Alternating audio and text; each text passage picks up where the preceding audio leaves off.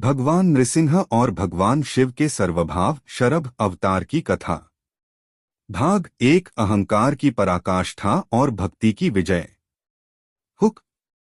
कल्पना कीजिए, एक ऐसा क्षण जब तीनों लोग भय से कांप रहे थे। देवता अपने स्वर्गलोक को छोड़कर छिपने पर मजबूर थे। ऋषियों के यज्ञ नष्ट किए जा रहे थे। धर्म की जड़ें उखड़ती जा रही थीं। और एक दैत्य स्वयं को भगवान घोषित कर चुका था। लेकिन उसी दैत्य के महल में एक ऐसा बालक था जिसकी सांस सांस में केवल एक ही नाम गूंजता था, नारायण। नारायण। यही बालक आगे चलकर संसार को यह दिखाने वाला था कि सच्ची भक्ति के सामने सबसे बड़ा अत्याचारी भी टिक नहीं सकता। और जब उस अत्याचारी का अंत करने के लिए भगवान विष्णु ने अपने सबसे उग्र अवतार भगवान नृसिंह का रूप धारण किया, तब ऐसा कुछ हुआ जिसकी कल्पना स्वयं देवताओं ने भी नहीं की थी। नृसिंह भगवान का क्रोध इतना प्रचंड हो गया कि संपूर्ण सृष्टि संकट में पड़ गई। तब स्वयं भगवान शिव को एक अद्भुत और रहस्यमय रूप धारण करना पड़ा, सर्वभाव शरभ अवतार। आज हम इसी अद्भुत कथा को शिव पुराण के अनुसार विस्तार से जानेंगे। सतयुग का समय था। पृथ्वी पर धर्म और अधर्म के बीच संघर्ष निरंतर चलता रहता था। उसी समय दैत्यों में एक अत्यंत पराक्रमी असुर उत्पन्न हुआ, हिरण्यकशिपु। उसके मन में केवल एक ही इच्छा थी, अमर होना। वह जानता था कि यदि मृत्यु पर विजय मिल जाए तो संपूर्ण सृष्टि उसके चरणों में झुक जाएगी। इस उद्देश्य से उसने राजपाट छोड़ दिया और घने वन में जाकर ऐसी कठोर तपस्या आरंभ की कि देवता भी विस्मित रह गए। वर्षों तक वह एक पैर पर खड़ा रहा। उसने अन्नजल का त्याग कर दिया। धीरे धीरे उसका शरीर केवल हड्डियों का ढांचा बन गया। कहा जाता है कि उसके शरीर पर दीमकों ने बाबी बना ली थी, फिर भी उसका ध्यान नहीं टूटा। उसकी तपस्या से तीनों लोकों में गर्मी फैलने लगी। देवताओं के लिए स्वर्ग में रहना कठिन हो गया। अंततः सृष्टिकर्ता ब्रह्मा उसके सामने प्रकट हुए। ब्रह्मा जी ने कहा, वत्स हिरण्यकशिपु, मैं तुम्हारी तपस्या से प्रसन्न हूं। वर मांगो। हिरण्यकशिपु ने पहले अमरत्व मांगा। ब्रह्मा जी मुस्कुराए और बोले, जो जन्म लेता है उसकी मृत्यु निश्चित है। अमरत्व का वरदान मैं भी नहीं दे सकता। तब हिरण्यकशिपु ने बड़ी चतुराई से अनेक शर्तों वाला वर मांगा। वह न दिन में मारा जाए, न रात में, न घर के भीतर न बाहर, न पृथ्वी पर न आकाश में, न किसी मनुष्य से न किसी पशु से, न किसी अस्त्र से न किसी शस्त्र से। ब्रह्मा जी ने तथास्तु कह दिया। बस यही वह क्षण था जिसने संसार के लिए एक नए संकट का द्वार खोल दिया। वरदान मिलते ही हिरण्यकशिपु का अहंकार 7वें आसमान पर पहुंच गया। उसने देवताओं पर आक्रमण कर दिया। इंद्र का सिंहासन छीन लिया। स्वर्ग पर अपना अधिकार जमा लिया। ऋषियों के यज्ञ बंद करा दिए। चारों ओर केवल उसका ही आदेश चलने लगा।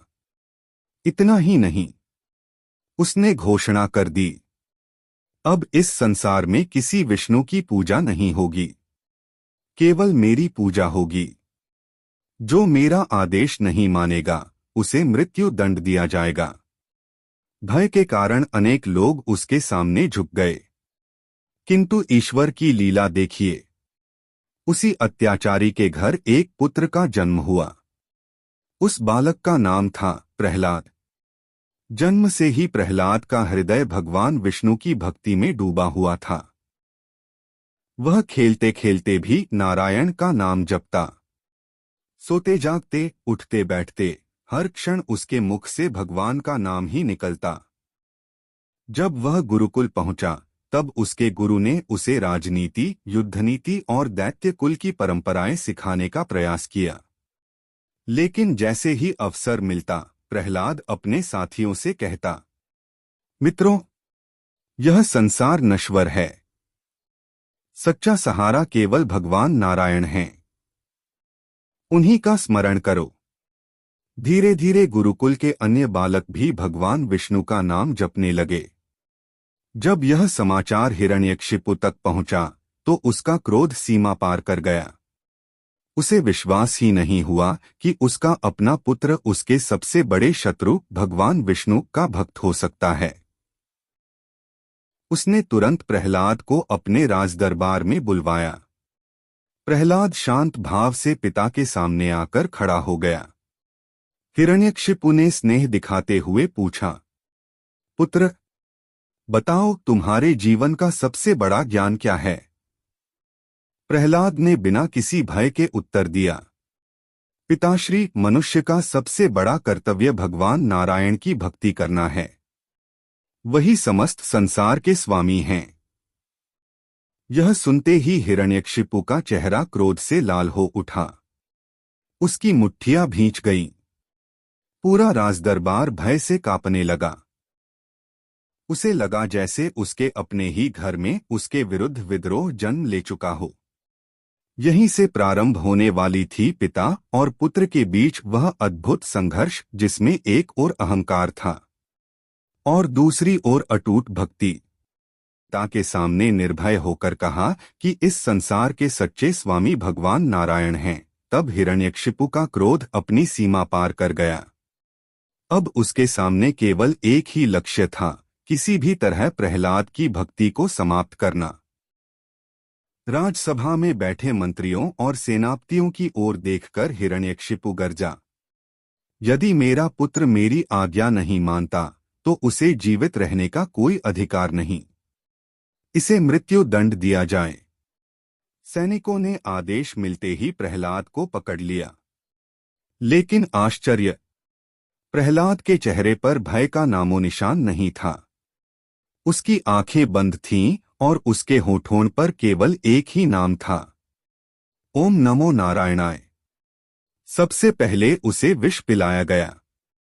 महल के वैद्यों ने अत्यंत घातक विष तैयार किया।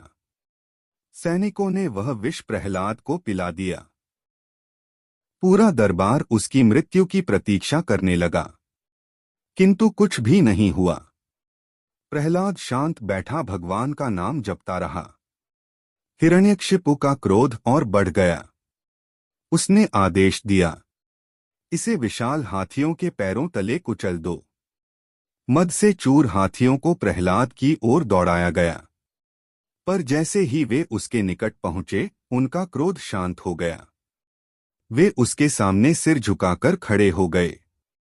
राजसभा में सन्नाटा छा गया। इसके बाद प्रहलाद को ऊंचे पर्वत की चोटी पर ले जाकर नीचे फेंक दिया गया। लेकिन भगवान की कृपा से वह सकुशल भूमि पर उतर आया। उसे विषैले सर्पों के बीच डाला गया। सर्पों ने उसे डंसने के स्थान पर उसके चरणों के पास कुंडली मार ली। उसे अग्नि में बैठाया गया, पर अग्नि की लपटें भी भगवान के भक्त का कुछ नहीं बिगाड़ सकीं। जितनी बार हिरण्यकशिपु प्रहलाद को मारने का प्रयास करता, उतनी ही बार भगवान की अदृश्य कृपा उसकी रक्षा कर देती। अब हिरण्यकशिपु का धैर्य टूट चुका था। एक दिन उसने क्रोध में प्रहलाद को अपने सामने बुलाया और गर्जना करते हुए बोला, मूर्ख बालक, तू बार बार कहता है कि तेरा विष्णु सर्वत्र है। क्या वह इस महल के इस स्तंभ में भी है? प्रहलाद ने अत्यंत शांत स्वर में उत्तर दिया, हाँ पिताश्री, भगवान कण कण में हैं। वे इस स्तंभ में भी हैं। यह सुनते ही हिरण्यकशिपु ने पूरी शक्ति से अपनी गदा उस विशाल स्तंभ पर दे मारी। धड़ाम! एक ऐसी भयंकर गर्जना हुई कि पूरा राजमहल कांप उठा। धरती हिलने लगी। आकाश में बिजली चमकने लगी। देवता भी उस गर्जना को सुनकर चौंक उठे। स्तंभ बीचों बीच फट गया और उसमें से प्रकट हुआ एक ऐसा दिव्य स्वरूप जिसे पहले कभी किसी ने नहीं देखा था। वह न पूर्ण मनुष्य था, न पूर्ण सिंह। वह थे भगवान विष्णु के अद्भुत नृसिंह अवतार। उनकी आंखें अग्नि के समान प्रज्वलित थीं। विशाल अयाल हवा में लहरा रही थी। उनके नख वज्र से भी अधिक तेजस्वी थे। उनकी गर्जना से दिशाएं कांप उठीं। हिरण्यकशिपु क्षण भर के लिए भयभीत हुआ, लेकिन अपने वरदान पर उसे घमंड था। वह हंसते हुए बोला, तू चाहे जो भी हो, मुझे कोई नहीं मार सकता। लेकिन भगवान मुस्कुराए। समय था संध्याकाल, न दिन न रात। स्थान था राजमहल की देहली, न भीतर न बाहर। भगवान ने हिरण्यकशिपु को अपनी भुजाओं में उठाया और अपनी जांघों पर बैठा लिया, न पृथ्वी पर न आकाश में। फिर उन्होंने कोई अस्त्र या शस्त्र नहीं उठाया। अपने तीक्ष्ण नखों से हिरण्यकशिपु का वध कर दिया। ब्रह्मा जी के वरदान की एक एक शर्त पूरी हो चुकी थी। अधर्म का अंत हो गया। देवताओं ने आकाश से पुष्पवर्षा की। चारों ओर जय जयकार होने लगी। प्रहलाद ने अपने आराध्य भगवान के चरणों में सिर झुका दिया। लेकिन कथा यहीं समाप्त नहीं हुई। हिरण्यकशिपु का वध करने के बाद भी भगवान नृसिंह का क्रोध शांत नहीं हुआ। उनकी गर्जना पहले से भी अधिक प्रचंड हो गई। उनके तेज से दिशाएं जलने लगीं। पर्वत कांपने लगे। समुद्र उफान मारने लगे। देवता भयभीत होकर इधर-उधर भागने लगे। कोई भी भगवान नृसिंह के निकट जाने का साहस नहीं कर पा रहा था। सभी के मन में एक ही प्रश्न था, यदि भगवान नृसिंह का यह प्रचंड क्रोध शांत न हुआ तो क्या संपूर्ण सृष्टि विनाश की ओर बढ़ जाएगी। यही वह क्षण था जब देवताओं को स्मरण हुए महाकाल, देवों के देव भगवान शिव की गर्जना से तीनों लोग कांप उठे और देवताओं के मन में भय व्याप्त हो गया। हिरण्यकशिपु का अंत हो चुका था, परंतु भगवान नृसिंह का उग्र रूप अब भी प्रज्वलित अग्नि के समान धधक रहा था। उनकी प्रत्येक गर्जना से दिशाएं थर्रा उठती थीं। पर्वत कांप रहे थे। समुद्र अपनी मर्यादा छोड़ने लगे थे। तेज हवाएं चल रही थीं। आकाश में विचित्र प्रकाश फैल गया था। ऐसा प्रतीत हो रहा था मानो संपूर्ण सृष्टि उनके दिव्य क्रोध की साक्षी बन गई हो। देवराज इंद्र, ब्रह्मा जी, ऋषिमुनि और सभी देवता एकत्र हुए। सभी के मुख पर चिंता स्पष्ट दिखाई दे रही थी। देवताओं ने पहले माता लक्ष्मी से विनती की, हे माता, आप भगवान की अर्धांगिनी हैं। कृपया उनके क्रोध को शांत कीजिए। माता लक्ष्मी ने भगवान नृसिंह के उग्र स्वरूप की ओर देखा। वह रूप इतना प्रचंड था कि वे भी उस समय उनके समीप नहीं गईं। तब ब्रह्मा जी ने कहा, अब केवल एक ही शक्ति है जो इस दिव्य क्रोध को शांत कर सकती है। वे हैं देवों के देव महादेव। सभी देवता तत्काल कैलाश पर्वत पहुंचे। वहां भगवान शिव गहन समाधि में लीन थे। देवताओं ने हाथ जोड़कर प्रार्थना की, हे महादेव, संसार संकट में है। भगवान नृसिंह का क्रोध शांत नहीं हो रहा। यदि शीघ्र उपाय नहीं हुआ तो सृष्टि का संतुलन बिगड़ जाएगा। कृपा करके हमारी रक्षा कीजिए। भगवान शिव ने धीरे धीरे अपने नेत्र खोले। उनके मुख पर गंभीरता थी, परंतु हृदय में करुणा। उन्होंने कहा, मैं जानता हूं कि यह क्रोध अधर्म के विनाश के लिए प्रकट हुआ है, किंतु अब लोक कल्याण के लिए इसे शांत करना आवश्यक है। इतना कहकर भगवान शिव ने अपनी दिव्य शक्ति प्रकट की। क्षण भर में उनका स्वरूप बदलने लगा। उनका तेज हजारों सूर्यों के समान प्रकाशित हो उठा। उन्होंने एक अद्भुत, रहस्यमय और अत्यंत शक्तिशाली रूप धारण किया। सर्वभाव शरभ अवतार। यह स्वरूप अत्यंत विशाल था। उसमें सिंह का पराक्रम, पक्षी की तीव्र गति और महादेव की अनंत शक्ति समाहित थी। विशाल पंखों से आकाश ढक गया। उनकी गर्जना से दिशाएं गूंज उठीं। देवताओं ने ऐसा अलौकिक रूप पहले कभी नहीं देखा था। भगवान शिव शरभ रूप में भगवान नृसिंह के समीप पहुंचे। उधर भगवान नृसिंह अब भी प्रचंड तेज से प्रकाशित हो रहे थे। दोनों दिव्य स्वरूप आमने सामने खड़े थे। क्षण भर के लिए संपूर्ण ब्रह्मांड जैसे मौन हो गया। फिर दोनों की दिव्य शक्तियों का अद्भुत सामना प्रारंभ हुआ। धरती कांप उठी।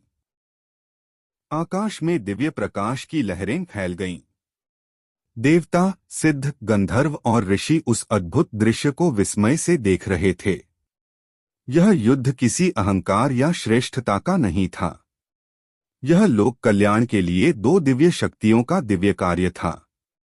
कुछ समय तक चले इस अलौकिक संघर्ष के बाद भगवान शिव ने अपने करुणामय तेज से भगवान नृसिंह के उग्र भाव को शांत कर दिया। धीरे धीरे भगवान नृसिंह की गर्जना शांत होने लगी। उनकी आंखों का प्रचंड अग्नितेज सौम्य प्रकाश में बदल गया। क्रोध समाप्त हो चुका था। अब उनके मुख पर शांति और करुणा की दिव्य मुस्कान थी। भगवान नृसिंह ने भगवान शिव की ओर देखा और आदरपूर्वक उन्हें प्रणाम किया।